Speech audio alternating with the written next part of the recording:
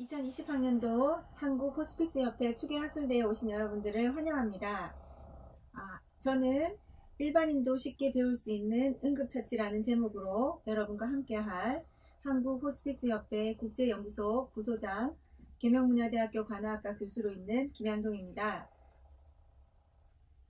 이번 시간에는 심폐소생술 관련 기초지식과 심폐소생술 그리고 상황별 응급처치에 대해서 학습하도록 하겠습니다. 심정지 들어보셨죠, 여러분? 우리나라의 급성 심정지 발생 건수는 해마다 증가하고 있습니다.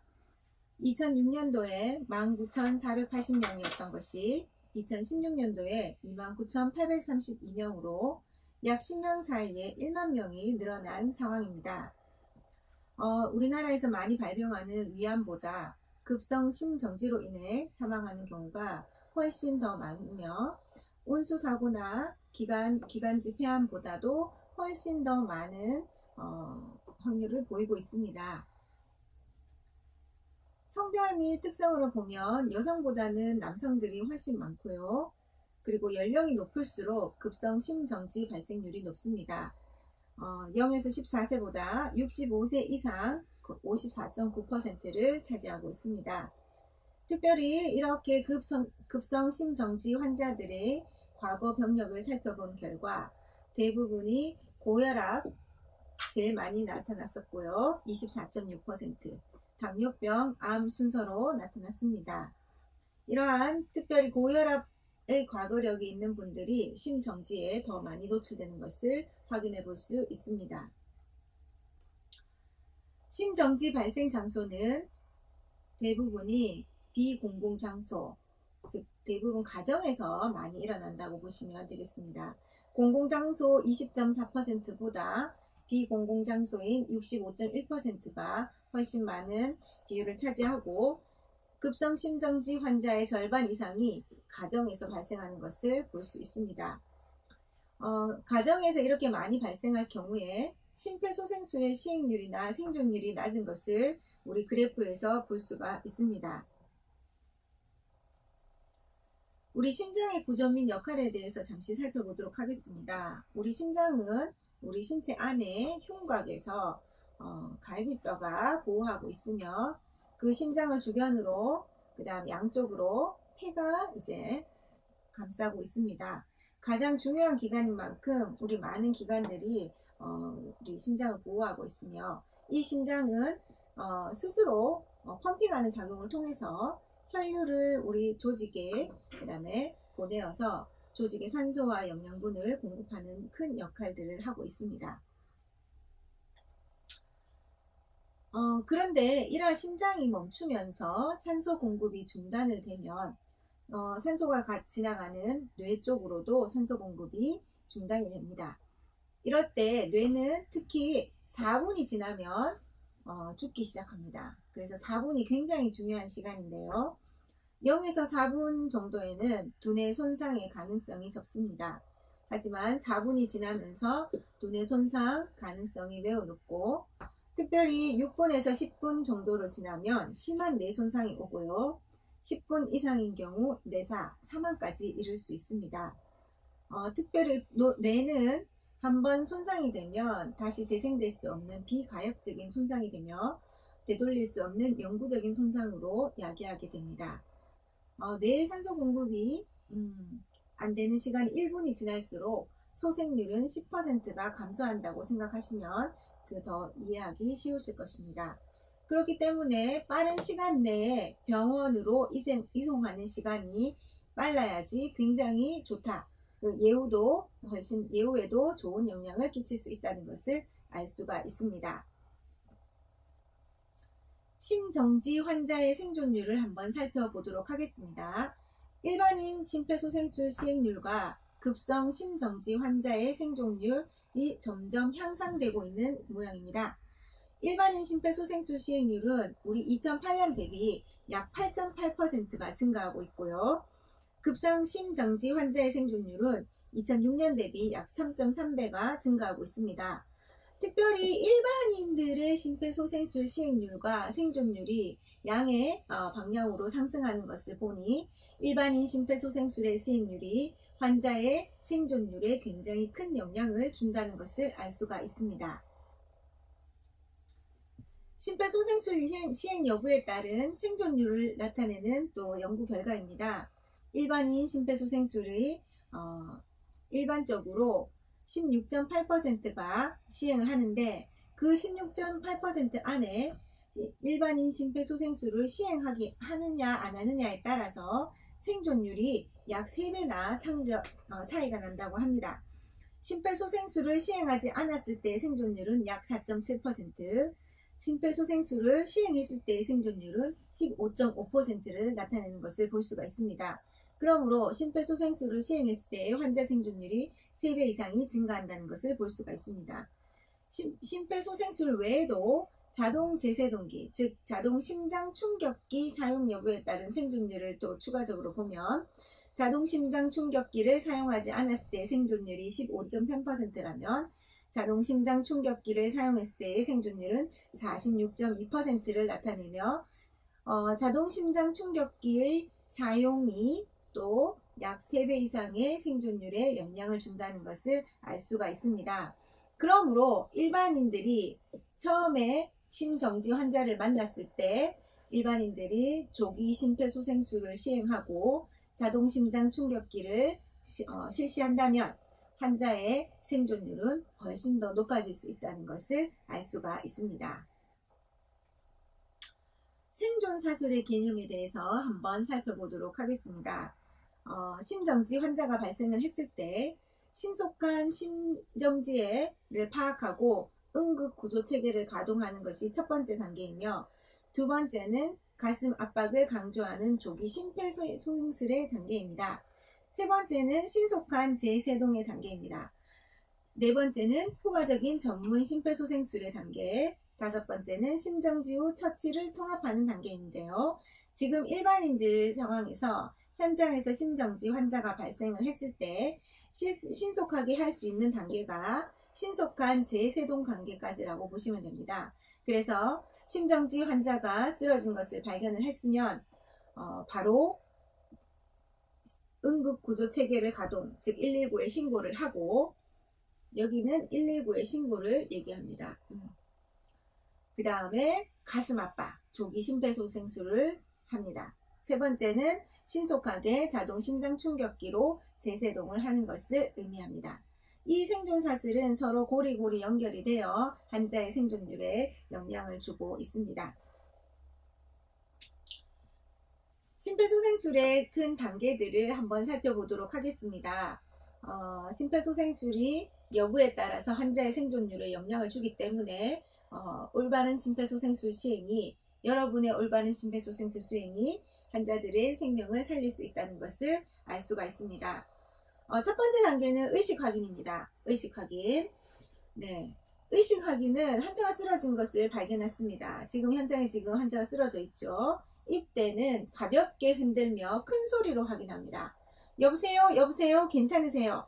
지금 이 영상을 보시고 계신 여러분도 조금 쑥스럽지만 같이 한번 따라 해볼까요? 자, 시작! 여보세요? 여보세요? 괜찮으세요? 이때 주의사항은 환자를 세게 흔들거나 하지 않습니다. 어깨를 두드리면서 가볍게 여보세요? 여보세요? 괜찮으세요? 라고 말씀을 하시는 거죠. 이렇게 의식을 확인했을 때 의식이 없으면 그 다음 단계로는 이제 신고의 단계를 가는데요. 일반적으로 대상자의 눈을 한번 봤을 때 정상적인 우리 동공의 모양은 이렇게 예쁜 모양인데요. 심정지인 경우 안에 동공이 크게 확장되어서 이완되어 있는 것을 볼 수가 있습니다. 그래서 여러분들 한번 환자가 쓰러졌을 때 잘 모르겠다 싶으면 눈을 한번 깨끗하게 손으로 눈을 살짝 열어서 한번 보시는 것도 좋을 것 같습니다. 두 번째는 이제 환자가 의식이 없다는 것이 확인이 되면 신고, 즉 도움을 요청합니다. 어디에 신고하냐면요, 119에 신고합니다. 그리고 심장 충격기를 가지고 올 수 있도록 합니다. 두 가지를 하는데요. 자, 여보세요, 여보세요, 괜찮으세요? 하고 의식을 확인했을 때 환자가 의식 반응이 없었어요. 그러면 두 번째로는 신고를 하죠. 신고를 할 때는 혼자인 경우에는 스스로 119에 전화를 하고 주변에 누군가가 사람이 있다면 도움을 요청을 합니다.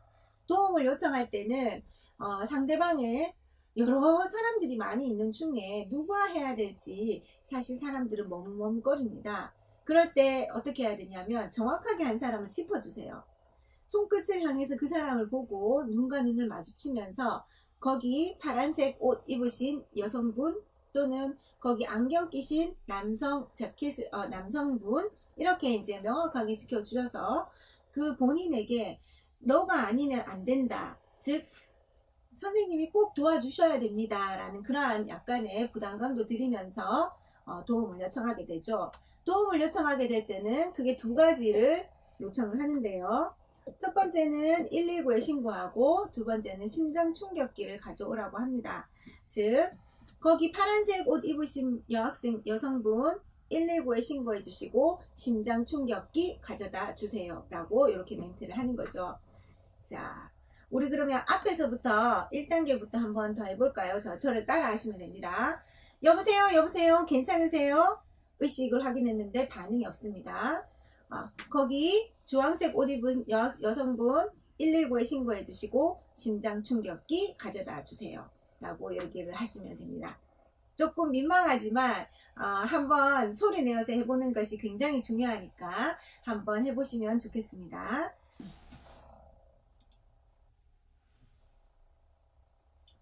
자, 심폐소생술의 세 번째 단계는 흉부 압박입니다.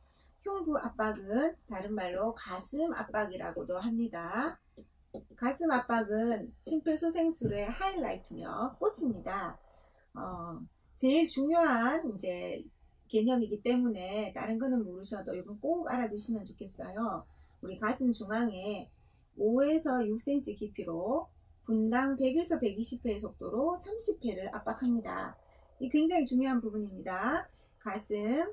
가슴뼈 중앙에 5에서 6cm 깊이로 분당 100에서 120회의 속도로 30회를 압박을 하는데요. 한번 그 속도감을 소리로 한번 들어보겠습니다. 하나, 둘, 셋, 넷, 다섯, 여섯, 일곱, 여덟, 아홉, 열, 열하나, 열둘, 열셋, 열넷, 열다섯, 열여섯, 열일곱, 열여덟, 열아홉, 스물, 스물하나, 스물둘, 스물셋, 스물넷, 스물다섯, 스물여섯, 스물일곱, 스물여덟, 스물아홉, 서른.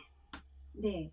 요 속도가 분당 100에서 120회의 속도입니다. 그래서 한 번 압박할 때마다 30번씩 가슴 압박을 하는데 가슴 압박 30번, 인공호흡 2번을 5번 하는 것이 한 주기가 되겠습니다.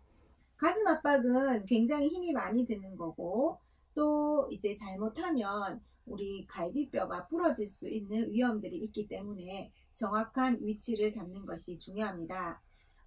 이 구조자가 지금 상체를 펴고 수직으로 하고 손과 환자의 가슴이 90도로 되는 것이 중요합니다. 그래서 수직으로 팔꿈치를 구부리지 않고 수직으로 해서 상체의 전반적인 힘의 반동을 이용해서 가슴 압박을 5에서 6cm 깊이로 하도록 합니다. 자, 가슴뼈 중앙은 우리 목에서 쏙 들어가는 부분 있죠. 여기랑 여기에서부터 우리 명치 끝을 전체를 가슴뼈라 하면 그 가슴뼈 반틈의 아래쪽 2분의 1 지점을 우리가 가슴 압박 지점이라고 생각하시면 됩니다. 이때 손의 모양은 여기 보시면 손을 깍지를 끼웠어요. 이게 요 깍지를 끼워서 손끝을 들고 가슴뼈 중앙에 손꿈치, 우리 여러분 손꿈치 있잖아요. 이 부분만 닿습니다. 손끝은 닿이지 않습니다. 그래서 요 손꿈치만 닿이게 해서 팔을 붙이고 몸은 환자와 내 팔이 90도로 될 수 있도록 정면으로 봤을 때는 이러한 자세가 될 수 있도록 자세를 잡아서 약 5에서 6cm 그 다음에 가슴 압박을 하고 완전히 이완을 하고 가슴 압박하고 이완하는 이런 단계를 가슴 압박, 흉부 압박을 30번 하신다고 생각하시면 되겠습니다. 이때 흉부 압박 시 주의사항에 대해서 몇 가지 말씀드리겠습니다. 편편하고 단단한 바닥에 환자를 수평으로 먼저 눕히고요. 그 다음에 양손은 평행하게 깍지를 껴서 손꿈치를 가슴 압박점에 댑니다. 이때 손끝은 바닥에 대이지 않았어요. 환자의 가슴에. 양팔은 곧게 펴고 환자와 구조자의 몸이 수직이 되며 5cm에서 6cm 깊이로 속도는 분당 120회의 속도로 누릅니다. 압박과 이완은 동일하게 시행하며 압박 후 이완은 흉골이 정상적인 위치로 회복될 수 있게 도와주고 있습니다. 흉부 압박 시 처치자의 손가락이 흉벽에 닿으면 갈비뼈가 잘 부러지기 쉽습니다. 그래서 반드시 손꿈치만 환자의 가슴벽에 두고 나머지 손끝은 들어주시면 되겠습니다. 네 번째 단계는 기도 유지의 단계입니다. 기도 유지는 말 그대로 공기가 지나가는 길을 만들어주는 것입니다.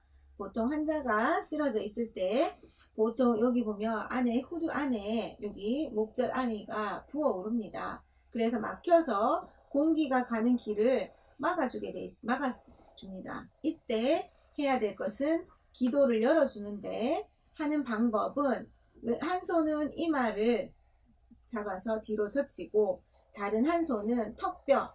자, 여기서 턱뼈는 여러분 주의하셔야 될 게, 자, 아래턱을 본인의 아래턱 만져보세요. 단단하죠? 그런데 조금 안에 더 들어가면 여기가 어때요? 볼록하죠? 안에 몽글몽글 아주 부드럽습니다. 여기는 혀의 뿌리가 있는 곳이기 때문에 여기를 누르면 오히려 기도가 막히고요. 어디를 하냐면 하악. 그래서 손 모양은 손가락 2개로 이렇게 들어줍니다. 한 손으로는 이마로 젖히고 턱을 들어주는 이러한 자세가 되겠습니다. 요 기도 유지하는 방법을 통해서 그래야지 효율적으로 환자에게 공기를 전달해 줄 수 있습니다. 자, 기도를 유지하고 난 다음은 인공적으로 호흡을 해줍니다. 자, 기도를 유지한 상태. 아까 이마에 한 손은 이마에 손을 올려서 이마를 누르고 아래턱을 들고 이마를 눌렀죠. 그런 다음에 이 상태에서 코를 막아요. 그리고 내 입은 크게 벌려서 환자의 입이 다 들어갈 수 있도록 딱 붙입니다. 그래서 부드럽게 불어넣는데 내가 이 환자가 쓰러져 있으니까 빨리 살리고 싶은 마음에 이렇게 넣으면 결국 나의 숨은 어떻게 됩니까? 아이고 환자 살리려고 하다가 내가 죽겠다 이런 마음들이 드시죠. 맞습니다. 그래서 평정심을 가지시고 너무 많이 불어넣으려고 하는 것이 아니라 적절하게 불어넣을 수 있도록 1초 정도만 불어넣습니다. 그래서 이마에 손을 올려 이마를 뒤로 젖히고 턱을 올려서 그린 다음 코를 막고 후 1초 그 다음에 나도 1초 쉬고 그 다음 후 1초 그 다음 내가 1초 쉽니다. 그래야지 구조자도 우리가 안전하게 구조할 수 있습니다.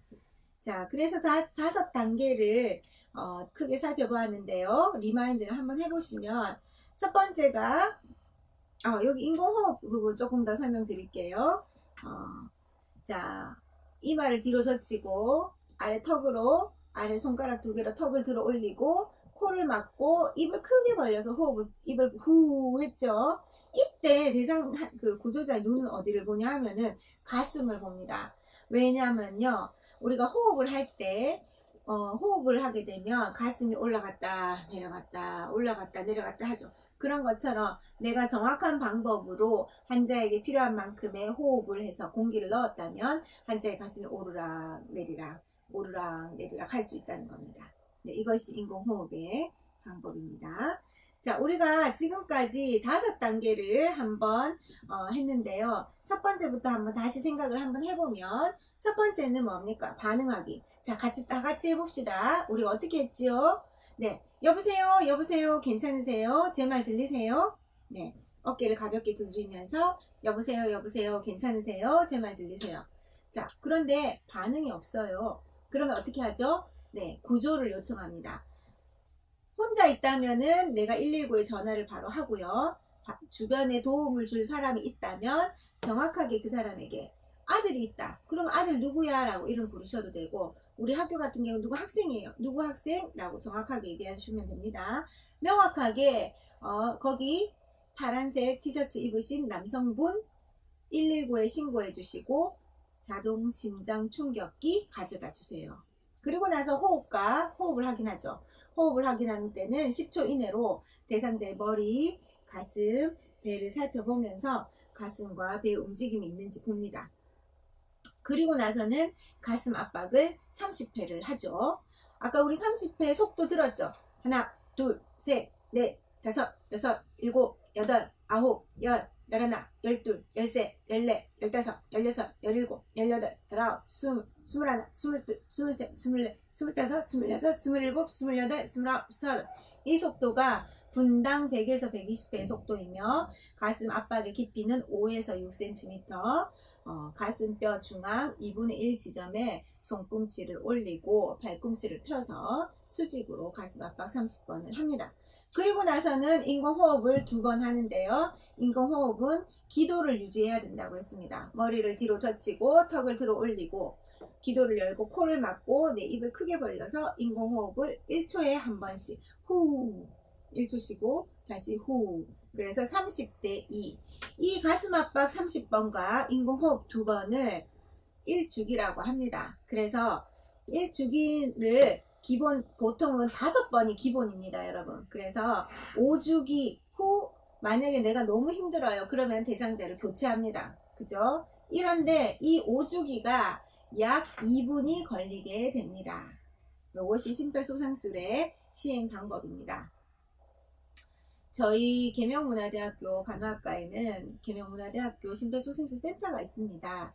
거기에 이제 많은 일반인들이 교육을 오시고요. 선생님들과 교원들도 많이 오시는데 이렇게 교육을 받고 가정에서 노부모가 가슴 압박 심정지로 쓰러지셨는 거를 응급처치를 했다라는 사례가 참 다양하게 있습니다.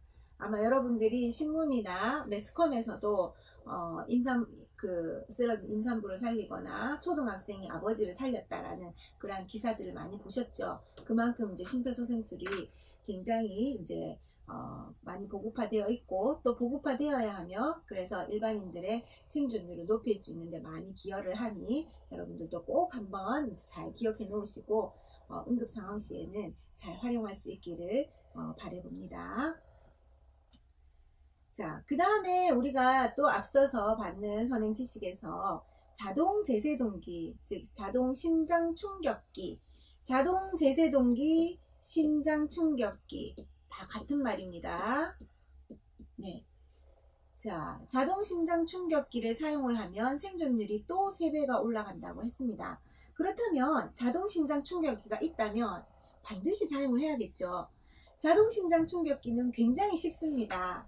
네, 먼저 전원을 켜고 2개의 패드를 부착을 하고 심장 리듬을 분석을 하고 제세동을 하고 심폐소생술을 한다. 자, 이렇게 하는데요. 자동 심장 충격기는 말 그대로 자동이에요. 일단 전원을 켜면은 그 다음 멘트가 나옵니다. 그래서 멘트가 어떻게 나오는지 한번 보도록 하겠습니다. 지금 슬라이드 안에 넣어서 왔는데 이 멘트가 잘 안 들려서 제 휴대폰에 있는 내용들을 연결해 드리겠습니다.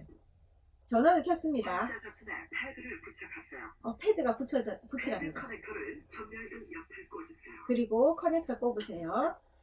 그 다음에 꽂고 나면 그 다음 얘가 또 심장을 리듬을 진행 중입니다. 분석합니다. 접촉 금지. 접촉 금지! 물러나세요. 제세동 해야 합니다. 충전 중. 제세동 해야 합니다. 충전 중. 환자에게서 떨어지세요. 떨어지세요. 전기적인 충격이 가기 때문에 물론 제세동 실시하세요. 주황색 충격 버튼을 지금 누르세요. 제세동 실시. 충격 버튼 누르고 나니까 중지되었습니다. CPR 시작하세요. 네. 잘 들으셨죠? 이게 실제로는 여러 가지 기계들이 있지만 일반적으로 교육 순서는 이렇습니다. 먼저 심장 충격기에 전원을 켜면 번호가 굉장히 쉬워요.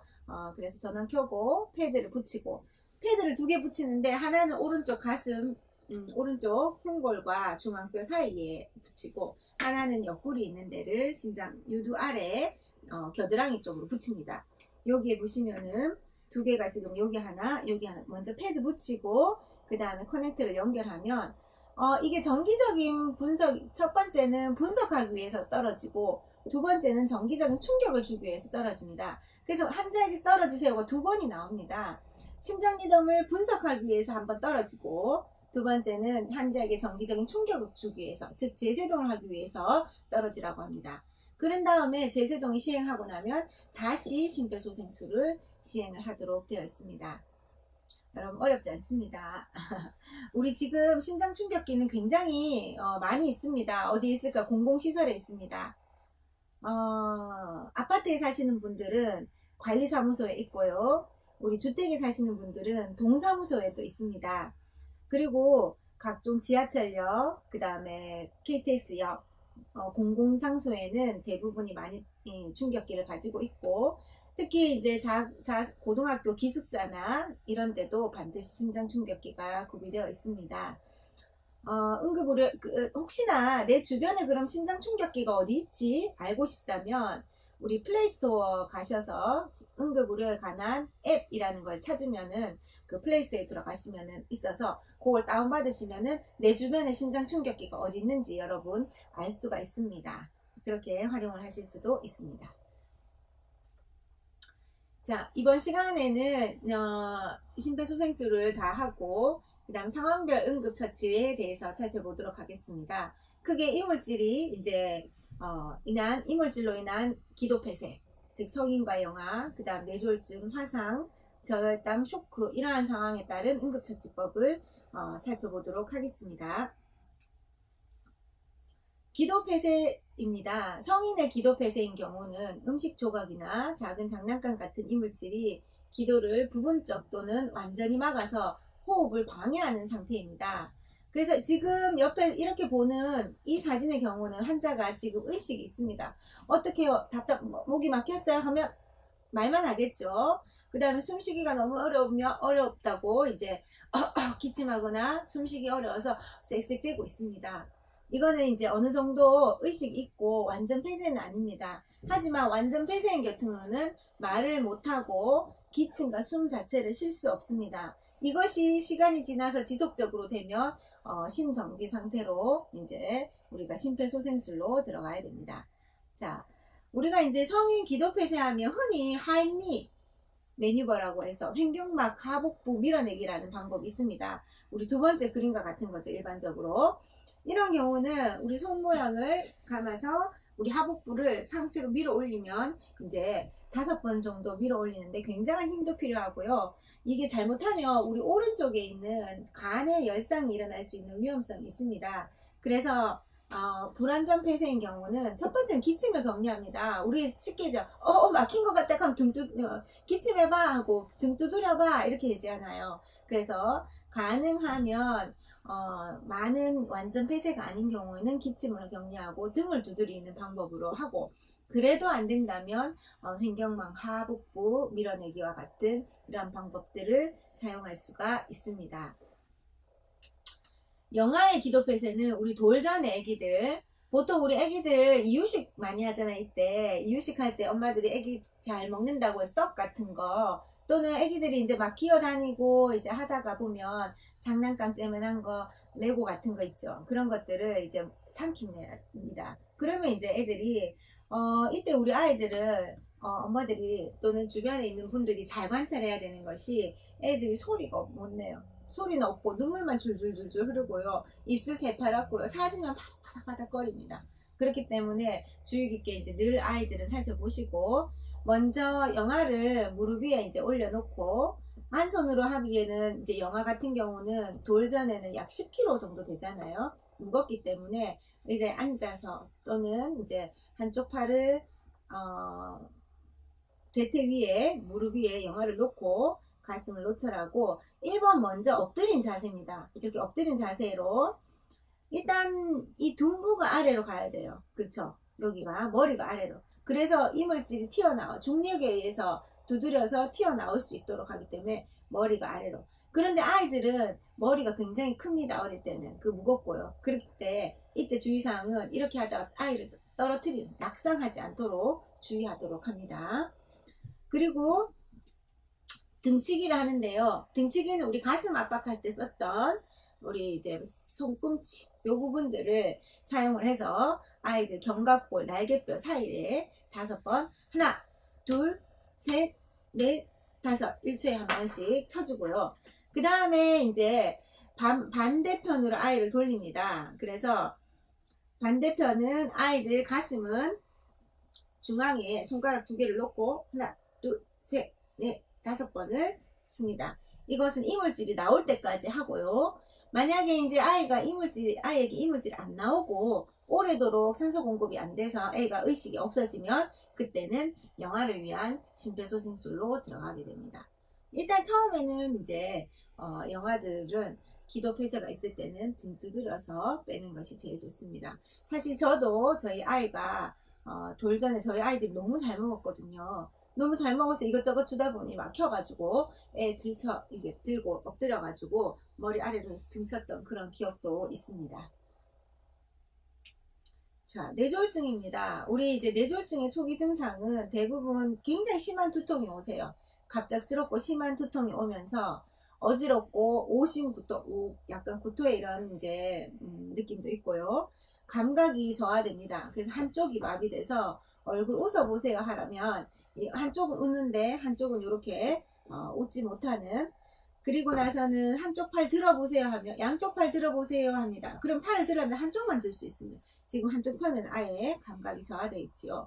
그리고 발음이 어눌하고 말을 더듬거나 또는 이해 능력이 떨어질 수 있습니다. 그리고 어지럽거나 이제 이러다 의식까지 소실되는 경우도 있습니다. 이 뇌졸중의 초기 증상. 간혹 이런 분들이 있어요. 갑작스럽고 심한 두통이 있다가 약 먹고 좀 괜찮아졌어요 하는 경우가 있는데, 그런 분들은 그때도 괜찮겠지 하면서 그냥 가시면은 이게 또 한 번 더 오깁니다. 이 뇌졸중이라는 것이 뇌로 들어간 혈관이 일부 막혀가지고 산소 공급이 안 돼서 이제 경색이 일어나는 건데요. 그런 환자들은 갑자기 확 막히면 이런 증상들이 확 나타나서 환자가 쓰러질 수 있고 이런 증상들이 확실하게 나타나는데, 혈관 안에 이제 막혀 있는 것이 조금 혈류가 흐르다가 말다가 하면 증상이 있다가 없다가 되는 거예요. 그러다가 이제 확 막히면 이제 큰일 나기 때문에 조금이라도 그런 증상이 있다면 오늘 머리가 되게 아팠는데 뭐가 증상이 있다가 좀 지나면 괜찮아졌다. 약간 발음이 어눌하려고 했는데 좀 지나니까 괜찮아졌다. 그러면은 지체하지 마시고 주변에 내과나 신경과로 가셔서 검사를 받아보는 것이 제일 중요합니다. 자, 일단 이런 이제 뇌졸중의 초기 증상이 났다면 환자가 지금 갑자기 이렇게 이제 발음도 안 되고 웃어보라 하니까 한쪽도 삐뚤고 팔 양쪽 들어보라 하니까 한쪽은 못 들고 이러면은 일단 119에 신고를 하세요. 왜냐하면 병원 도착까지의 시간이 굉장히 중요합니다. 우리 뇌로 가는 산소 공급이 4분 이상이 되면, 즉 빨리 갈수록 빨리 치료를 해야지 후유증이 적습니다. 그래서 우리 아들 차 타고 우리 남편 차 타고 아니라 119에 바로 신고해서 빨리 병원에 갈 수 있도록 하는 것이 제일 좋고요. 절대로 안정하고, 대신에 환자 머리는 한 20-30도 정도 압력을 낮추기 위해서 20-30도 정도, 즉 약간 등 뒤에 베개나 이제 이런 것 같은 조금 베개나 이런 거 받쳐주는 그런 이제 정도로 환자 머리를 거상해주고, 만약에 구토한다 그러면 고개를 옆으로 돌려서 기도를 유지할 수 있도록 합니다. 이것이 뇌졸중에 있을 때 응급 상황입니다. 화상인 경우 우리 화상 많죠. 열에 의한 화상, 전기에 의한 화상, 이제 약품에 의한 화상 많은데요. 화상이 있고 나면 다시 사실 흉터가 굉장히 많이 남습니다. 그래서 흉터가 남기 때문에 초기의 응급처치가 굉장히 중요한데요. 사실 1도 화상 같은 경우는 여기 보면 피부에 이렇게 그냥 우리가 살짝 돼 있는 경우는 피부가 그냥 빨갛거나 충혈되거나 요런 정도입니다. 표피층만 손상이 되고요. 2도 화상은 표피의 전층, 즉 진피까지도 이제 손상이 오는 그러한 이제 부분인데 통증이 있습니다. 여기서부터는. 그리고 3도 화상은 피부 전층의 피하 조직까지 다 이제 화상이 일어나서 심각한 상태가 됐는데요. 1도 화상 같은 경우는 이제 그냥 단순하게 이제 피부 열감 정도, 발적 같은 정도만 있었기 때문에 감염의 위험은 낮고 자연스럽게 그냥 치유가 되지만 2도 이상의 화상 같은 경우는 전문의에게 진료를 받는 것이 중요합니다.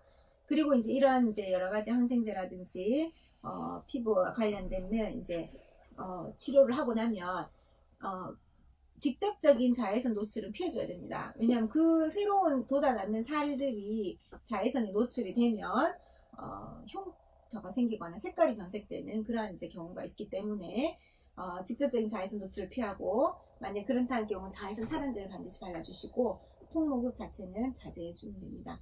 이런 화상일 때는 바로 이제 119에 신고해서 환자가 재빨리 치료받을 수 있도록 도와주는 것이 중요합니다. 첫 번째로는 차가운 이제 물로써 열감을 많이 식혀주고요. 하지만 오히려 화상 입었을 때 냉찜질을 하게 되면 오히려 동상에 걸릴 수가 있습니다. 그래서 아주 차가운 냉찜질을 피하시고 물로 열감을 충분하게 식혀주고 그 다음에 119에 빨리 신고해서 병원에 가서 전문적인 치료를 받을 수 있도록 해주시면 되겠습니다. 저혈당입니다. 저혈당이라는 건 혈액의 당이 60mg/dL 이하를 얘기합니다. 즉 우리 보통 당뇨 환자들 같은 경우는 부작용으로 저혈당이 많이 빠지고 본인이 당뇨 환자라는 아이디 카드 같은 것을 들고 다니시고 그래서 이제 항상 주머니에는 사탕, 단당류가 이제 포함이 되어 있습니다. 보통 저혈당의 초기 증상은 기운도 빠지고 현기증이 일어납니다. 어지럽고요. 갑작스럽게 발변해서 사실은 확 쓰러지는 의식이 소실되는 경우도 있어요. 그 다음 혈당이 떨어짐에 따라서 감정 조절이 힘들어지고 태도가 거칠어진다든지 피부가 청백하거나 심한 발한이 있는 이제 이런 경우도 있습니다. 첫 번째로 환자가 쓰러지거나 이런 증상이 있으면 119에 바로 신고해 주시고 만약에 의식이 없다면 뭐 드리면 안 됩니다. 금식하고 의식이 있다면 이제 이 환자가 식은땀을 막 흘리면서 어지럽고 현기증이 일어난다. 그럴 때는 빨리 사탕류를 입에 넣어서 이제 당 종류를 먹이고 오렌지 주스 같은 거 있으면 드시면 좋습니다. 그리고 이제 만약에 산소 투여가 가능하다면 산소를 투여해서 조직에 산소 공급이 될 수 있도록 해주는 것이 중요합니다. 쇼크입니다. 이제 쇼크라는 우리 신체 일부 기능적인 것에 일시적으로 이제 기능이 떨어져서 나타나는 증상인데요. 제일 먼저 조금 쇼크 전에 불안합니다. 두려운 증상이 있고요. 환자들의 맥박이 굉장히 약하고 빠릅니다. 그리고 그 심한 갈증이 있거나 또 너무 춥다고 오한이 있거나 어지럼증, 구토 이런 증상들을 이제 호소하고 말초혈관 수축으로 이게 말초의 혈관들이 확 수축되면서 피부는 차갑고 축축하게 됩니다. 그 심하면 의식까지 손실이 되는데요. 쇼크로 환자가 쓰러지게 되면 재빨리 119에 신고하시고 환자를 안정해주기 위해서 옷을 느슨하게 풀어주고 그 다음에 어지러움을 호소하면 환자를 눕히고 다리를 하지거sam을 해서 환자가 가지고 있는 혈액이 심장으로 들어갈 수 있도록 그래서 조직에 심장이 펌핑해서 조직에 산소 공급이 될 수 있도록 하지거상 다리를 올려주고 그다음 일단은 금식하시면서 환자가 추워하시기 때문에 또 혈관이 확 수축되어 있기 때문에 굉장히 춥습니다. 그러면 체온을 유지해주고 보온할 수 있도록 해줍니다. 그래서 119가 오면 바로 이제 이러한 증상에 대해서 얘기하시고 인수인계 하시면 됩니다. 네, 여기까지가 우리 이제 일상생활 속에서 일어날 수 있는 응급처치에 대해서 한번 살펴봤습니다. 이 또 어려운 코로나 시기에도 또 호스피스 자원봉사자로서 또는 호스피스와 관련된 여러분들이 함께 할 수 있으면 너무 감사하고 우리 한국 호스피스 협회에서도 주계 학술대회를 통해서 또 많은 서로 간의 정보 공유와 또 친목이 있기를 또 한번 바라봅니다. 경청해 주셔서 감사합니다.